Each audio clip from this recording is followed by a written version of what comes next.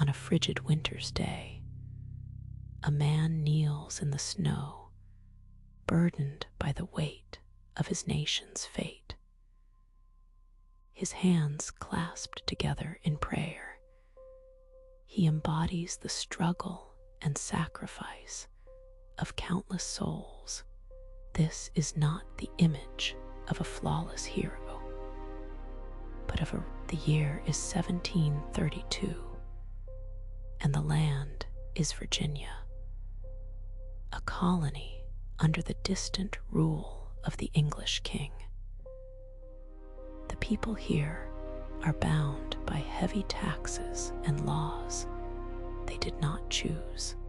It is in this world that a boy named George Washington is born on February 22nd. His family is neither rich nor poor, possessing land that holds great value in those times. George's father, Augustine Washington, toils to create a stable life for his family by the gentle currents of the Rappahannock River.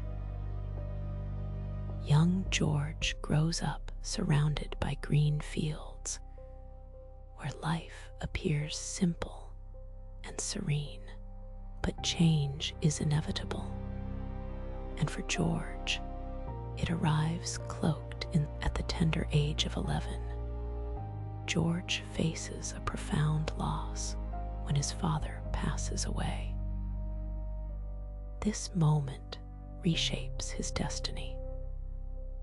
In an era when the eldest son inherits most, George, being the younger son, receives only. With his father's absence, George is thrust into adulthood.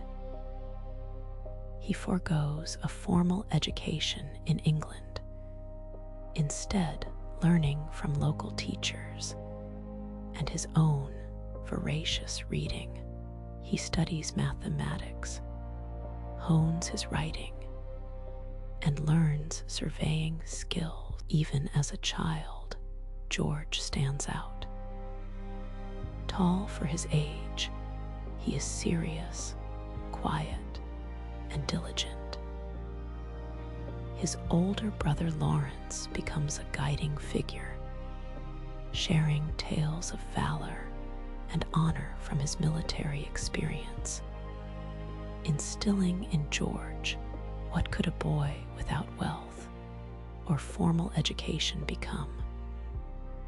This question lingers in young George's mind. At the age of 21, the call to arms beckons.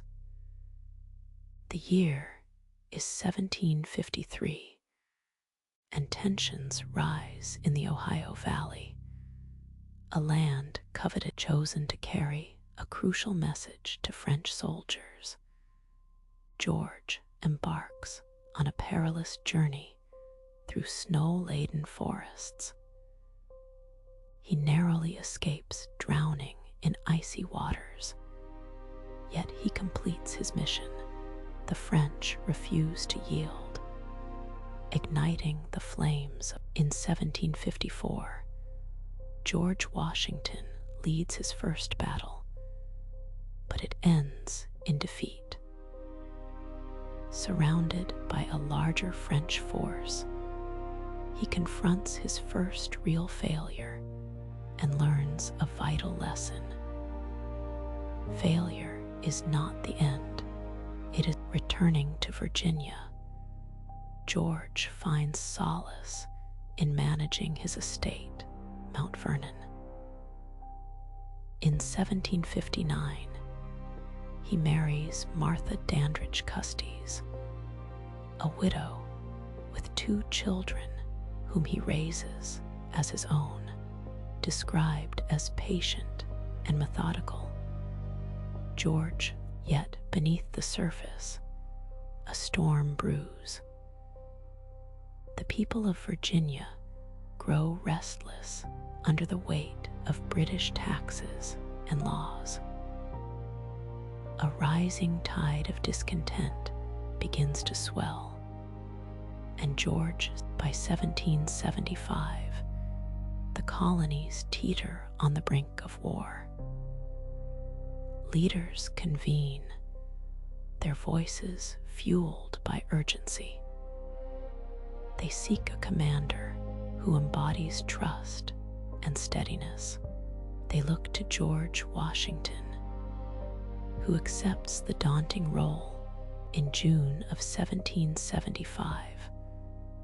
Washington assumes command of the Continental Army, a ragtag group of farmers and tradesmen with little training, scant supplies, and no money. The British Army stands formidable against them. Yet George steps forward, undeterred by the challenge. The journey ahead is fraught with hardship. The winter of 1777 to 1778 tests Washington and his men like never before.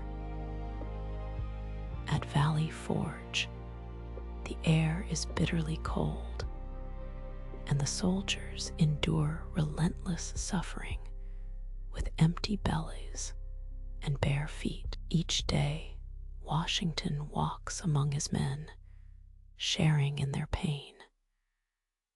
He writes fervently, pleading for supplies, his heart heavy with their plight. Amidst despair, he remains resolute, choosing to endure their suffering rather than abandon them. In the depths of winter, a stirring image emerges. Washington kneeling in the snow, praying fervently. While the exact moment remains uncertain, the essence of his burden is indubitable. He carries the weight as spring unfolds. Those who survive the winter emerge transformed. They are stronger, united by a shared belief in their cause. Valley Forge may not have been a battlefield, but the Revolutionary War rages on for 8 arduous years, filled with losses and retreats. Washington understands the importance of survival over outright victory. He must keep his army alive, waiting for the tide. Unexpected help arrives from France, once a foe, now an ally. French soldiers join the fight, breathing new life into the American cause. In 1781, at Yorktown, as Lord Cornwallis surrenders, the news ignites celebration across the colonies. George Washington, now 50, stands amidst the revelry, a silent testament to the impossible journey. He had led a small, poor, and untrained army against one of the greatest military powers in the world. Through relentless struggle, he guided it slowly and painfully to victory. Yet, the tale was far from over. After the war, something remarkable unfolded, an event the world had rarely witnessed. George Washington chose to relinquish his power. Many urged him to become king. His soldiers adored him. The people placed their trust in him, and he commanded the army that had fought for freedom.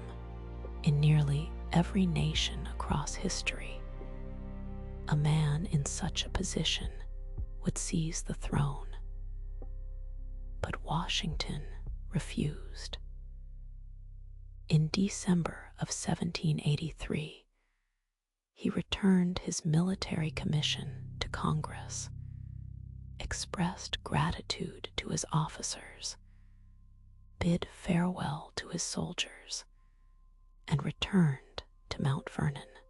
Just like that, a man who could have ruled a nation opted instead for the life of a farmer. But the story did not end there. The fledgling nation required a leader, a president, and once again, the people turned to George Washington. In 1789, he was elected as the first president of the United States of America. Reluctant to take on the role, he accepted it nevertheless. For Washington, duty always eclipsed personal desire. He served 2 terms from 1789 to 1797, laying the foundation of a government that had never before existed. His decisions shaped American law, economy, and foreign policy for generations.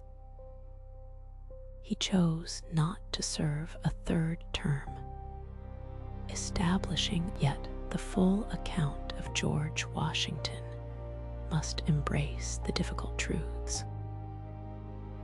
Washington owned enslaved people, a painful fact of history.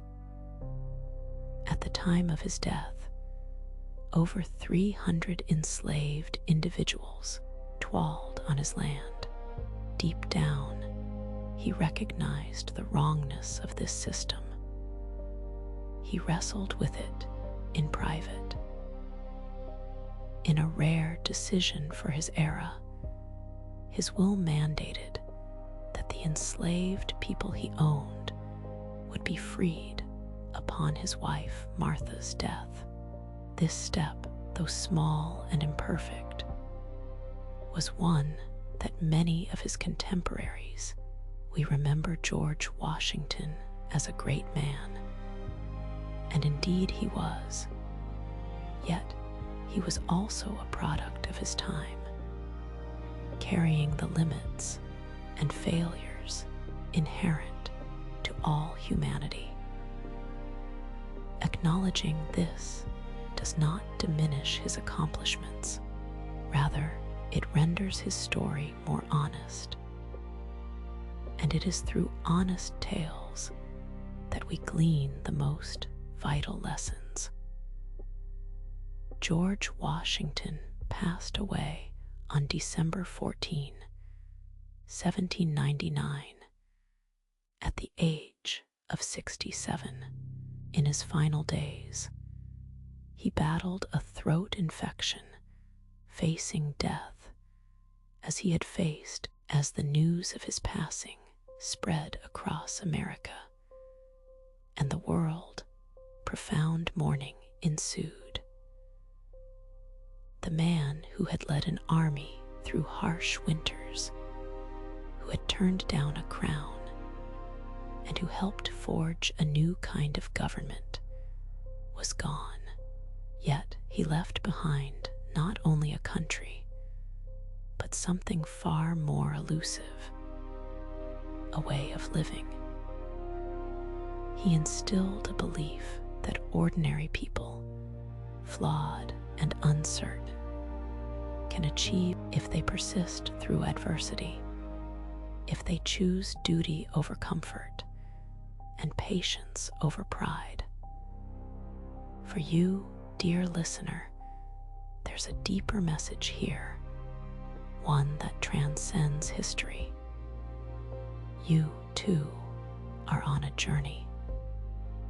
Learning English is no small feat. Some days the words elude you. Some days it feels as if you're standing in the snow barefoot. Yet, in this quiet perseverance lies the courage that Washington embodied. Thank you for walking through this story with me today.